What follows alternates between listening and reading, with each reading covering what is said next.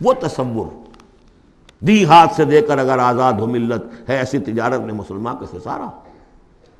ہوئی دین و دنیا میں جس دم جدائی، حوث کی امیری حوث کی وزیری، جدا ہو دین سیاست سے تو رہ جاتی ہے چنگیزی. یہ اقبال کا پیغام تھا. وحدت دین و دنیا، دنیا کو تابع کرنا ہے دین کے. اور یہ کہ بہت سے لوگوں کے دلوں میں اس کی امنگ بھی ہے، خواہش بھی ہے، جذبہ بھی ہے. افسوس صرف یہ ہے کہ ایک تو بٹے ہوئے ہیں بہت، اپنی سیاسی مصلحتوں میں اس کو پیچھے رکھ کر اپنی پارٹی، اپنی شخصیت، اس کو ابھارنے کی فکر ہے.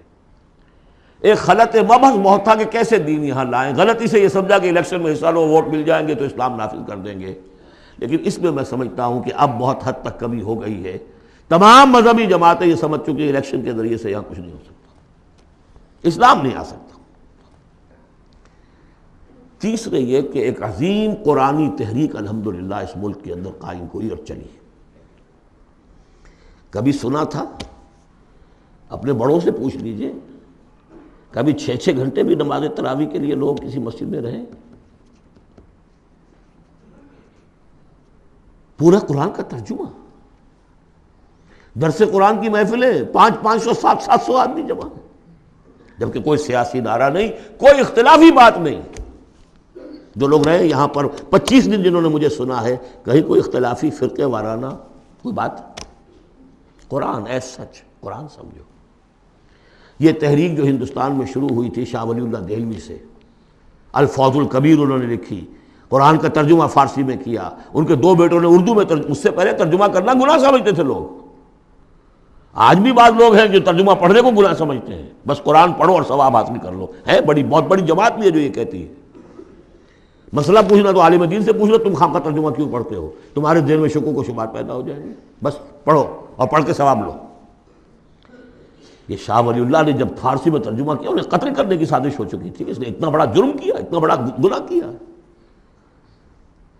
بلا لیے گئے تھے سرحد کے علاقے سے پٹھان قتل کرنے کے لیے. اور مسجد جو فتح پور کی ہے دہلی کی، جو چاندنی چوک کے ایک سرے پر ہے، وہاں درس حدیث دیتے تھے عصر کے بعد، اور اس کے بعد وہ نکل رہے تھے مسجد میں، باہر وہ کھڑے ہوئے تھے قتل کرنے کے لیے. لیکن کچھ اللہ نے ایسی ہیبت ڈال دی اس وقت ان کے دل پر، کوئی ایسی ان کی شخصیت کا اثر پڑا، وہ حملہ نہیں کر سکے. بہرحال یہ تحریک شروع کی انہوں نے. قرآن کو ایک اوپن کتاب بنایا، کھلی کتاب، پڑھو اس کو، سمجھو اس کو. لیکن الحمدللہ اس کا اگر یہ ملک نہ بنتا تو شاید یہ تحریک ایسی آپ کو یہاں نظر نہ آ سکتی. مواقع ملے ہیں ہمیں، اللہ نے ہمیں سہولتیں دی ہیں. آپ کو معلوم ہے کتنے مہینے تک ہر ہفتے الہدا کا پروگرام جو ہے پورے ملک میں، جو یوں سمجھیے کہ نیشنل حکم پر ایک ہی وقت میں، اور وہ ٹیلی کاسٹ ہوا. غلغلہ ایک پیدا ہو گیا تھا کہ نہیں اسلام قرآن مجید کا. اگرچہ یہ کہ بر وقت جو ہے اس ملک کے اندر جو مغربیت کے پرستار ہیں، جلدی انہیں ہوش آ گیا کہ یہ تو طوفان جو ہے ہمارے لیے مصیبت بن جائے گا، تو اس کے لیے جو بھی کیا وہ آپ کو معلوم ہے. مجھے اس سے کوئی غرض نہیں، ویڈیوز ہیں، آڈیوز ہیں، میری دعوت پھیل رہی ہے دنیا میں جہاں چلے جائیے آپ.